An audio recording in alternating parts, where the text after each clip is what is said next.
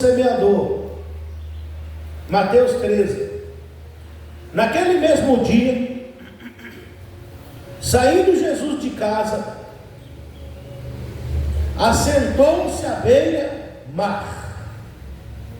Oh, glória a Deus! Naquele mesmo dia, saindo Jesus de casa, assentou-se à beira-mar. E grandes multidões se reuniam perto dele, de modo que entrou num barco e assentou-se. E toda a multidão estava em pé na praia. E de muitas coisas lhes falou por parábolas. E dizia: eis que o semeador saiu a semear, e ao semear, uma parte caiu à beira do caminho, e vindo as aves a comeram. Outra parte caiu em solo rochoso, onde a terra era pouca, e logo nasceu, visto não ser profunda a terra. Saindo, porém, o sol a queimou, e porque não tinha raiz, secou-se. Outra caiu entre os espinhos, e os espinhos cresceram e a sufocaram. Outra, enfim, caiu em boa terra, e deu fruto, a 100, a 60 e a 30 por um. Quem tem ouvidos para ouvir, ouça. Diga glória a Deus. Pode fechar sua Bíblia e aplaudir bem forte o nome de Jesus. Aleluia, glória a Deus.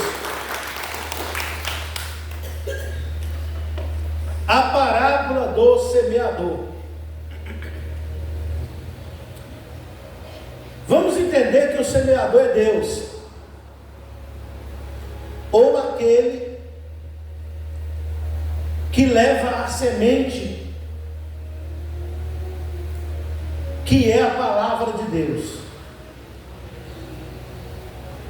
A semente é a palavra de Deus, e o semeador é Deus, que envia a sua palavra desde o céu. E aqueles que pregam são os trabalhadores que ajudam a distribuir, disseminar a semente. Sendo assim, que nós entendemos aqui que a palavra de Deus é a semente, e os que pregam a palavra são aqueles que semeiam, sendo que Deus é o dono da semente. Vamos entender. Jesus disse que o semeador saiu a semear, e a primeira parte da semente caiu à beira do caminho.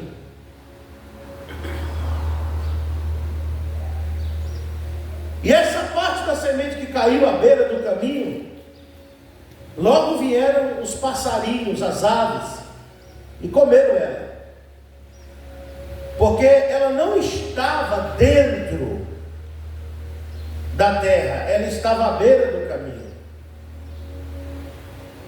Ela ficou exposta.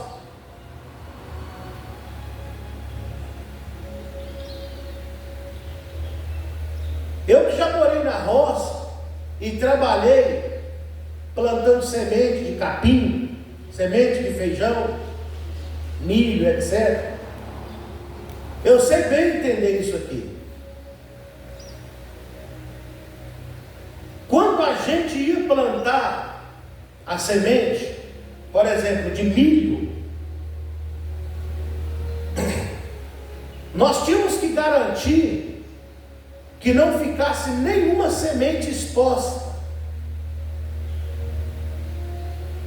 Se a gente deixasse alguma semente do lado de fora exposta, as galinhas, os pombos, ia descobrir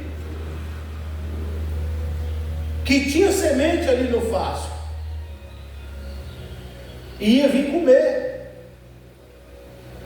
Então a gente tinha que plantar bem plantadinho, e colocar a terra por cima. Vocês estão entendendo? Se a semente ficar por cima da terra, as aves vêm e comem tudo. É possível uma semente nascer só em cima da terra? Até é possível. Ela pode brotar ali, germinar por cima da terra, mas só que não dá tempo, porque a semente em cima da terra chama a atenção.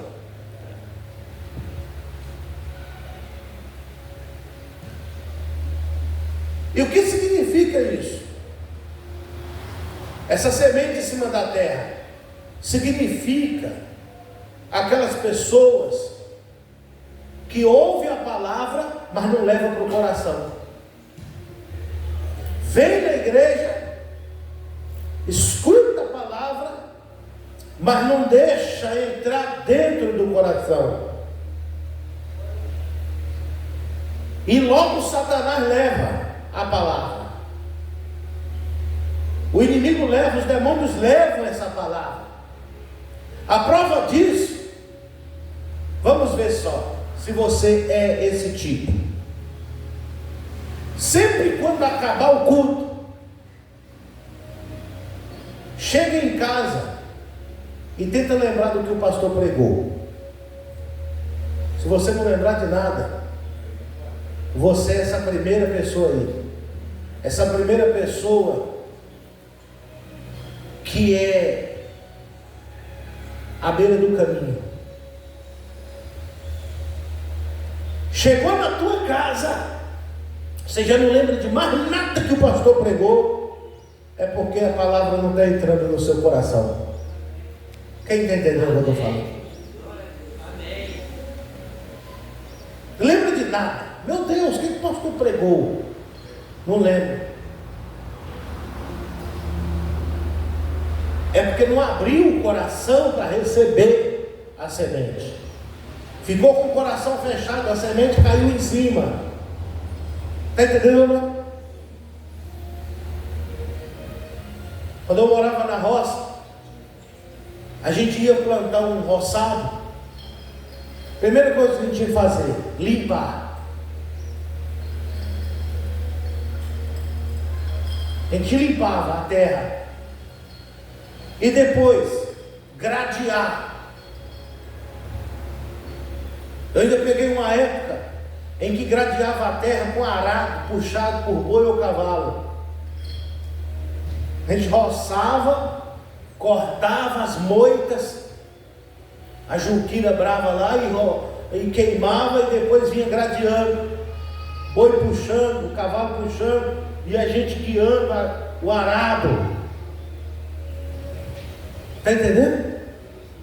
Para forfar a terra, amaciar a terra, porque a terra estava compactada demais. Tinha que aliviar a pressão da terra, para garantir que depois que a gente semeasse, a semente conseguisse enraizar. E quando viesse a chuva conseguisse penetrar na terra. Tem gente que tem o coração duro, compactado. E às vezes, irmãos, é porque a vida foi dura. Pisaram demais nela, massacraram demais ela, e ela endureceu. Quem está entendendo? Porque ninguém nasce duro assim. Todo mundo nasce macio. Você vê que uma criança, um bebezinho nasce macio. É assim ou não? É por isso que a gente tem que aproveitar os primeiros 5 anos para poder colocar tudo que a gente puder colocar de bom dentro das crianças. Porque se a gente deixar o Satanás aproveita essa fase macia e injeta só o que é dele. Vocês estão entendendo? Você não pode pegar um celular e jogar na mão de uma criança, porque o Satanás vai usar o celular para poder enxertar, implantar dentro da criança tudo o que é dele.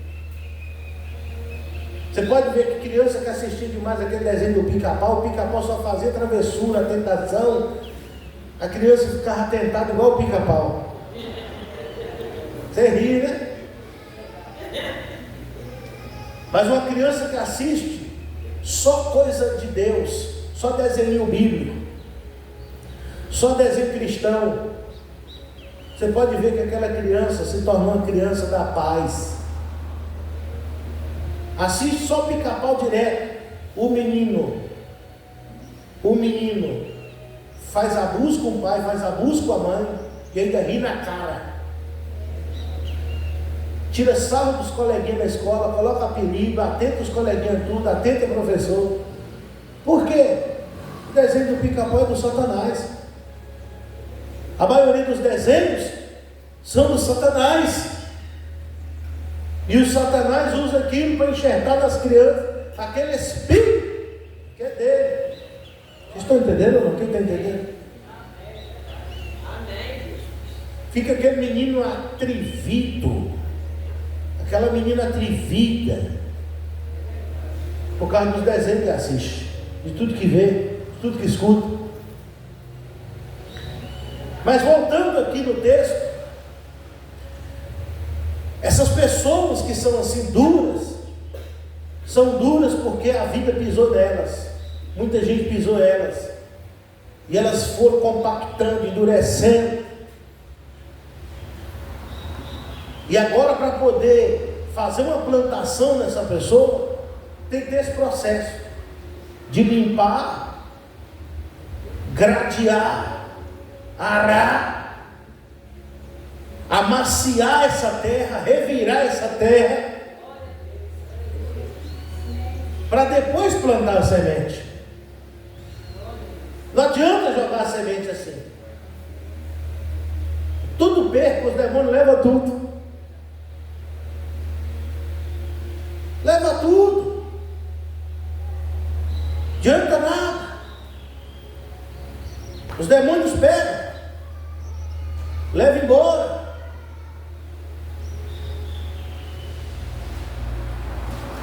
Então tem que ter esse processo.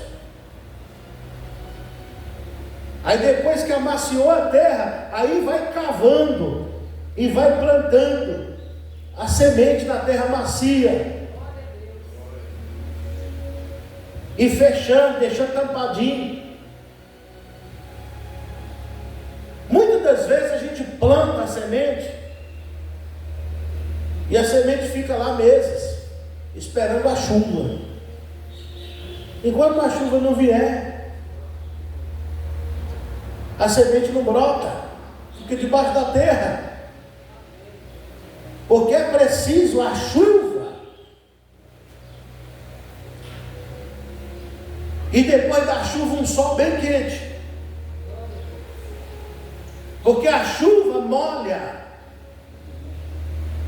a semente, e o sol aquece e dá aquela fermentada nela, então ela vai expandir e soltar raízes. E preste bem atenção, a semente, antes dela soltar o broto, ela solta a raiz. Antes de aparecer aquela pontinha verde, ela já tem bastante raízes estendidas na terra. Às vezes a gente se apressa, querendo mostrar para alguém alguma coisa.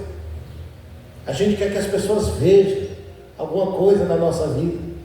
A gente quer ter alguma coisa para mostrar que a gente está crescendo. Mas nós deveríamos primeiro nos preocupar em lançar raiz. Lançar raiz. A raiz está onde? No oculto, no secreto. Às vezes a gente quer crescer, irmão. O pastor Ricardo quer crescer, a igreja crescer, para poder conseguir mostrar para os inimigos que a igreja está ficando bonita, está enchendo. Mas o que vai garantir o crescimento são as raízes do secreto. Porque senão não vem um vento e derruba. Vem qualquer coisa e derruba. É ou não é assim? Primeiro eu tenho que ir para o secreto, eu tenho que ir para o quarto de guerra, eu tenho que ir para a oração, eu tenho que ir para a consagração, eu tenho que ir para o estudo da palavra. Não adianta nada Deus dar o crescimento se eu não estiver enraizado no oculto, no secreto com Deus. Assim é você também. Você quer crescer, você quer prosperar, mas você não tem raiz com Deus no secreto. Se você crescer, logo os inimigos vão vir para te atacar. Logo vai vir formiga.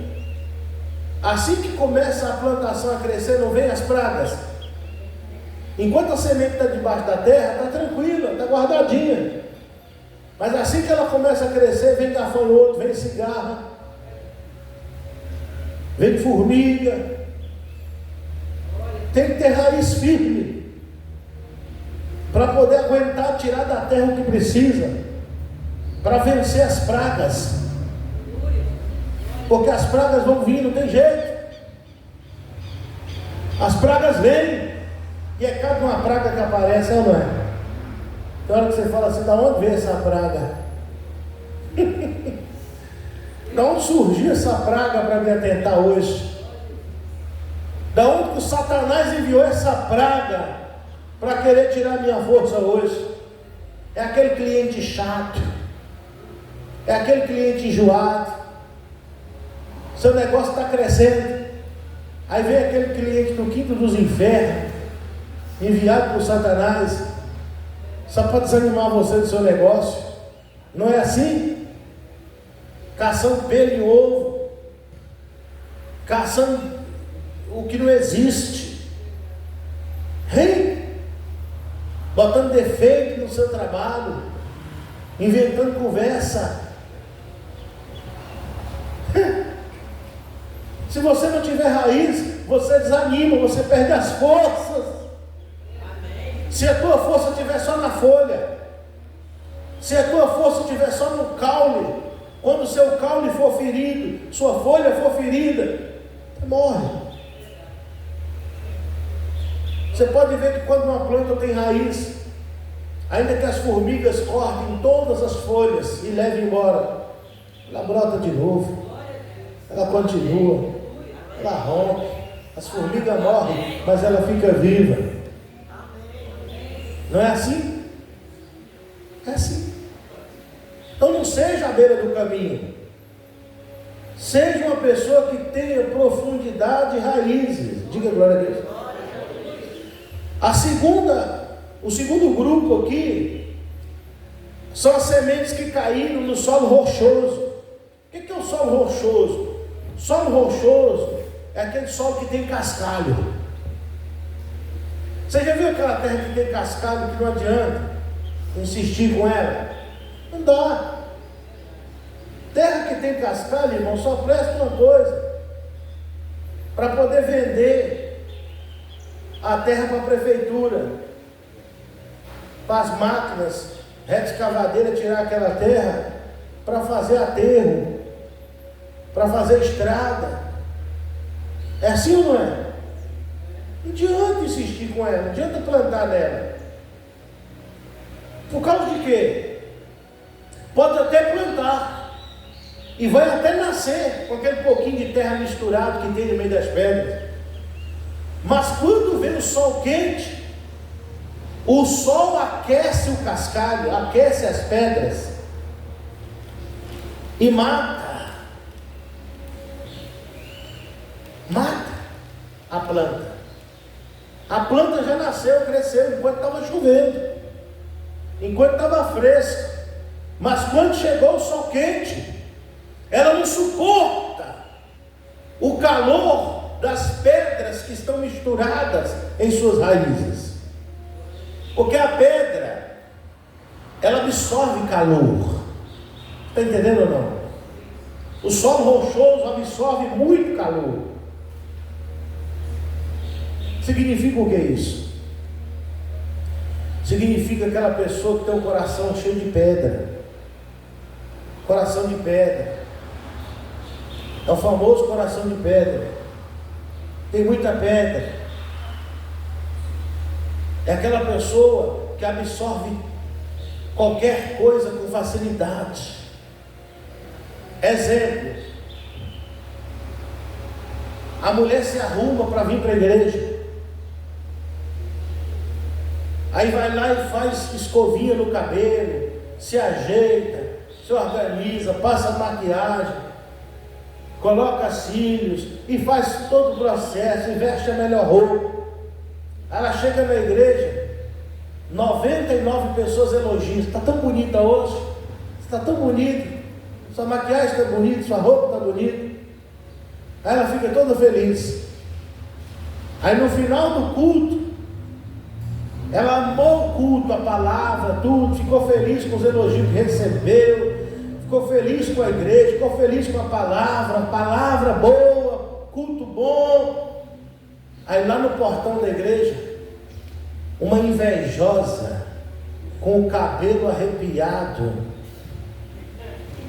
uma invejosa, chegou nela e falou assim: Por que você se maquia tão mal, se veste tão mal? Você pensa que está bonita? Você até é feia, viu? E ela absorve aquilo ali, esquece os 99 elogios e só leva para o coração, absorve só aquilo que ofendeu ela. E já é motivo para ela pensar em desistir de vir na igreja, é motivo para ela pensar em parar de vir na igreja. E ela fala assim: eu saí da igreja por causa de uma palavra que eu ouvi lá, por causa de uma pessoa, por causa de um obreiro, por causa de uma obreira. É assim ou não é? É a pessoa que tem o coração cheio de mágoas do passado, de ódio, de ressentimento, e qualquer coisinha ela absorve. Qualquer coisinha ela guarda no coração. Aí mata toda a semente que põe lá dentro dela. Não adianta. O que tem que fazer? Tem que tirar todas essas pedras e colocar um solo novo, uma terra nova, um adubo novo. O meu avô contava uma história que lá na Bahia tinha uma fazenda que ninguém queria comprar, porque era só lajedo, só pedra, tinha pouca terra, era pouca terra, muito lajedo. A maior parte da fazenda era lajedo. Você sabe o que é lajedo, né? Pedra, aquela laje de pedra. Ninguém queria comprar, estava sendo vendido baratinho, ninguém queria.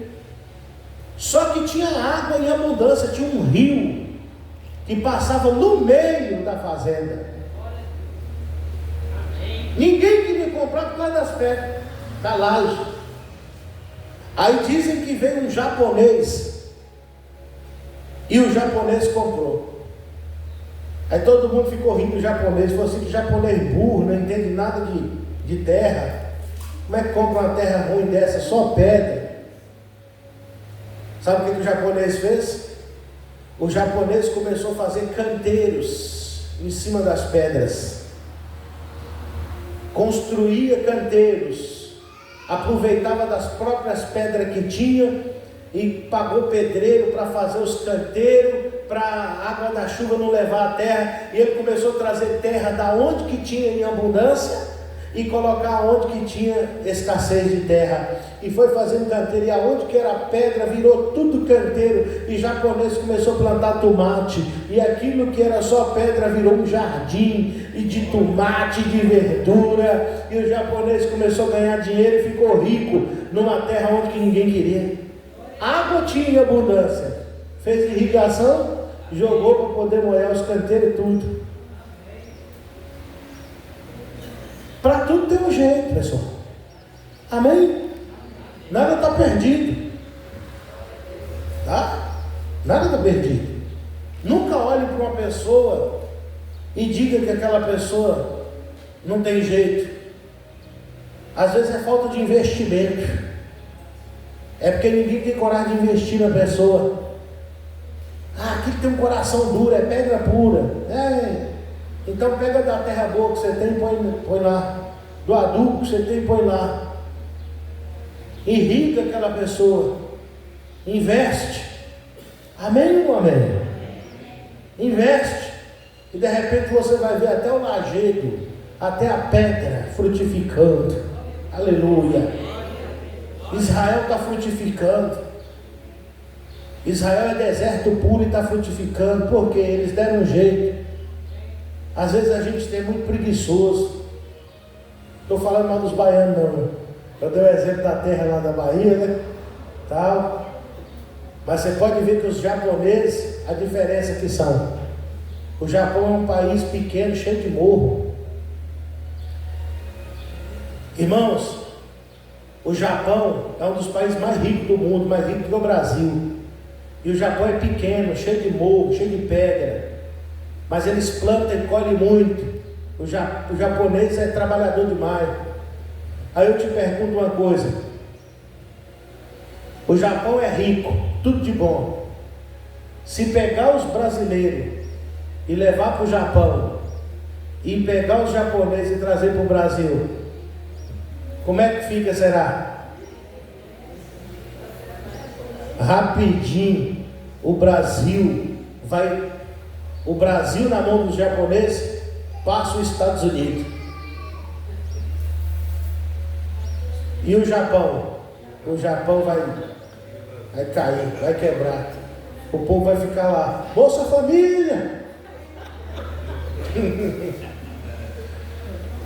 Vai quebrar. O Japão quebra. Porque o Brasil é tudo de bom e vive na luta. O Japão é tudo de ruim. Tem terremoto, tem maremoto, tem tsunami, tem isso, tem aquilo. O pau quebra lá direto. E eles prosperam. Porque não dá desculpa.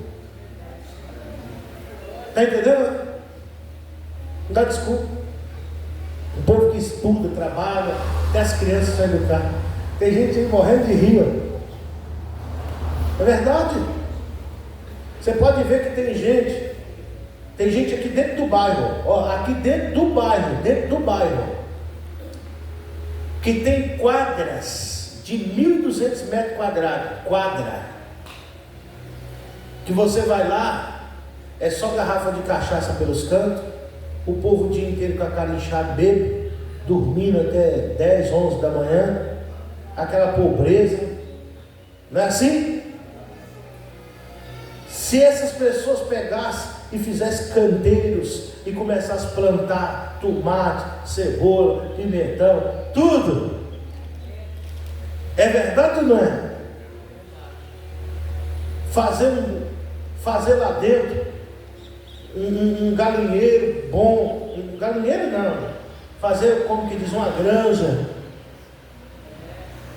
prosperava mesmo em pouquinha terra, sim ou não?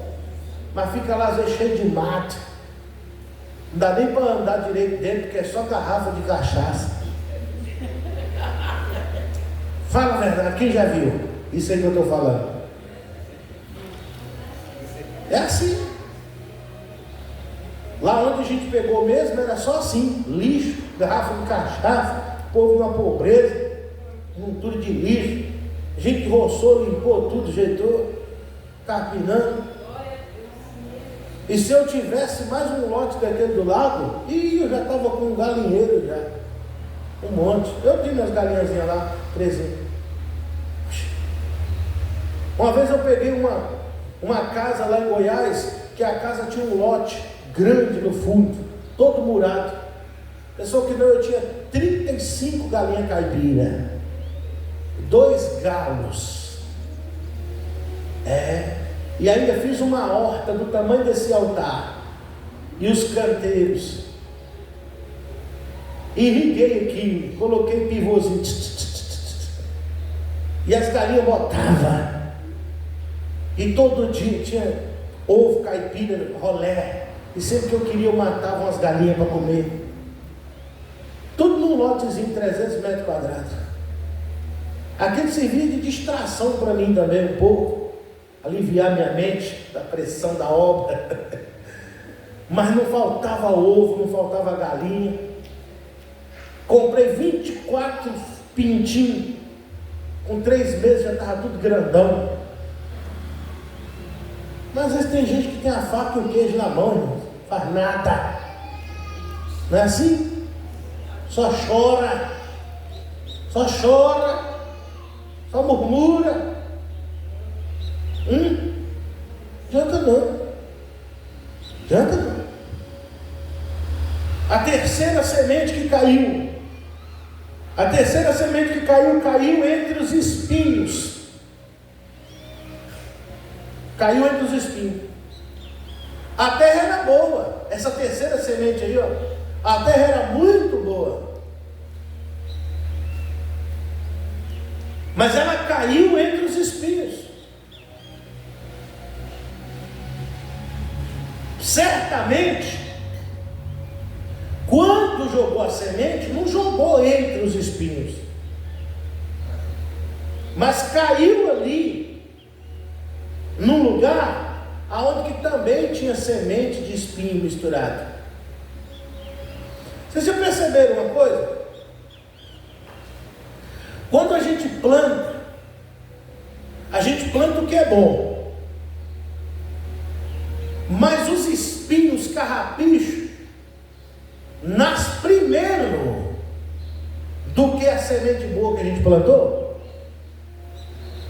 e a gente tem que correr em cima até chegar ao ponto da colheita. Tem que limpar umas 2 ou 3 vezes. Quem já percebeu isso? Você planta o feijão, quando o feijão começa a nascer, os espinhos começam junto também.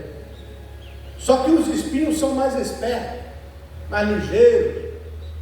Rapidinho eles passam por cima do feijão. E se a gente não ir arrancando, limpando, carpinando, antes do feijão soltar frutos, os espinhos passam por cima e sufocam. É assim ou não é? Quem já viu isso na roça? Assim também é uma luta. A gente prega a palavra de Deus, mas o Satanás sempre vem com fofoca, sempre vem com calúnia, sempre vem com difamação. E se não estiver limpando isso, pessoal, é o seguinte: o pastor entrega a palavra aqui para você na igreja, presta atenção. O pastor entrega a palavra, é a semente boa.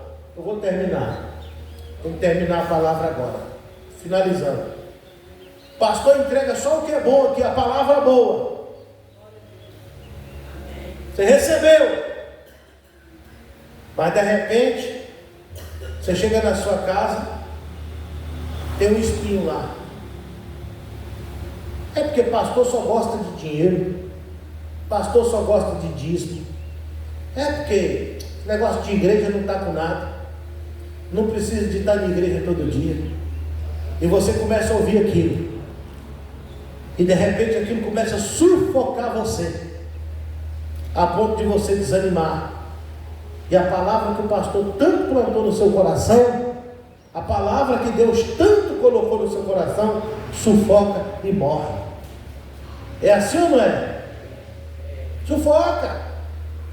Se você tem uma pessoa que está sempre te sufocando com palavras, aquela pessoa é uma fonte de espinho. Aqui na igreja é uma fonte de semente.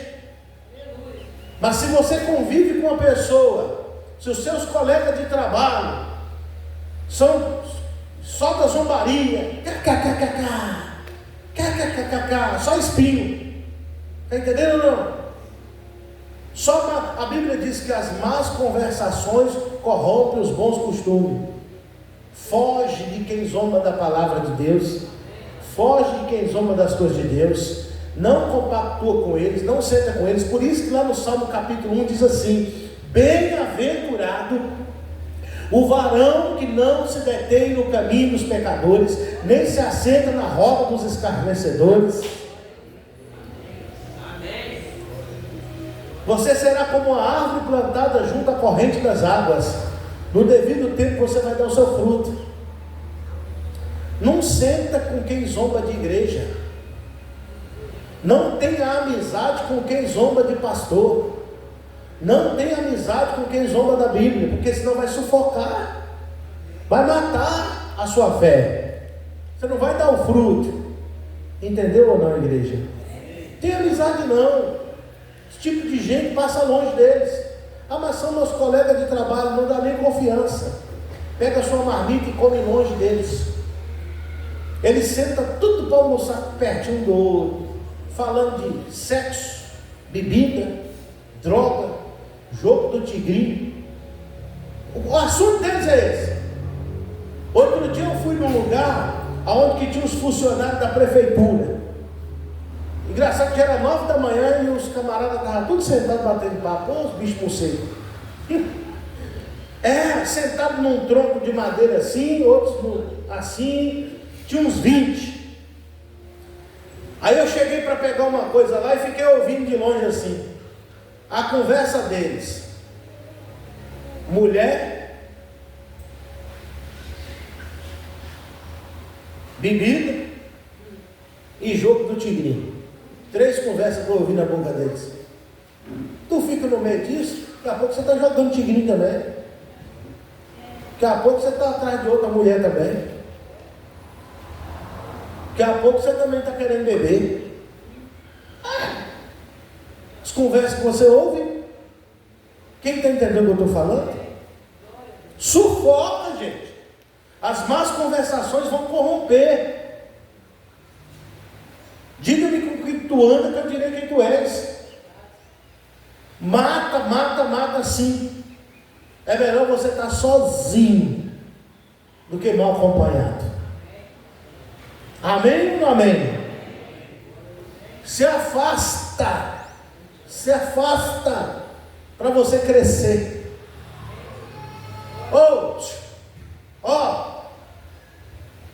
Até na hora de plantar é preciso ter o compasso certo, o espaçamento certo, a distância certa.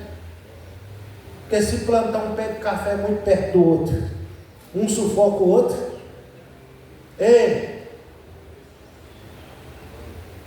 Até entre você e sua esposa, de vez em quando tem que ter um espacinho. Tem que ter um espacinho. Você está entendendo? Tem que ter um espacinho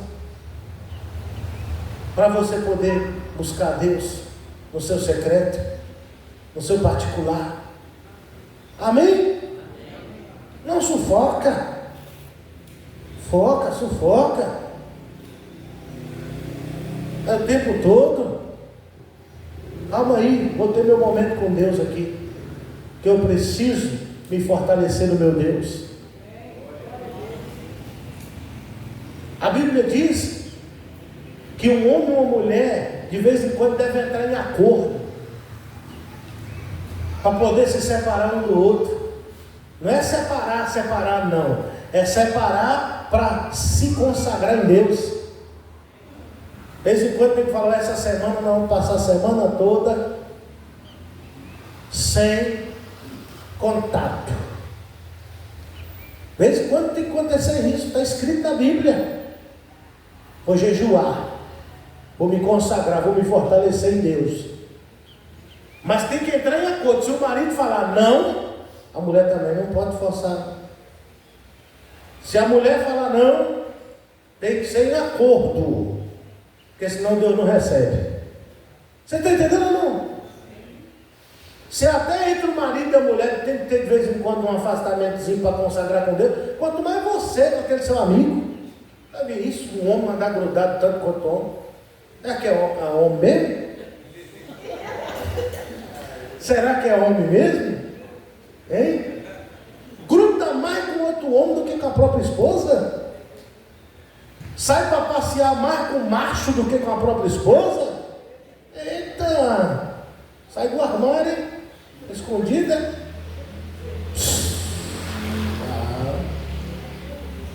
Não. Até entre uma planta e outra para poder dar fruto. E por que você anda tão grudado com aquela sua amiga assim? Até para trabalhar junto, você só trabalha se for colado um no outro. Se afastar um do outro, vocês não aguentam. Daqui a pouco está colado de novo. É o dia inteiro fuxicando, cochichando. O dia inteiro fuxico. Afastar isso aí, amém, igreja? Está sufocando. Está te matando, você não está vendo. A última parte da semente, para terminar, caiu na boa terra. O que é boa terra? É a terra que está limpa, arada, adubada, preparada, que recebe a semente com prazer, e logo ela vai crescer, vai dar fruto, e abundância. A gente tem que se preocupar, pessoal, é com o nosso coração, porque é o nosso coração que recebe a palavra. A gente não pode deixar o inimigo jogar o joio, jogar a semente do mal no nosso coração, não. Tudo que o diabo quer é jogar a semente dele no nosso coração. De tudo que se deve guardar, guarda o seu coração, porque dele procede as fontes da vida. O nosso coração é como aquele cantinho que a gente cerca para plantar a nossa horta, sabe? Para não deixar cachorro entrar e defecar dentro, para não deixar galinha entrar e ciscar. O nosso coração é aquele lugarzinho. O nosso coração é aquele lugar secreto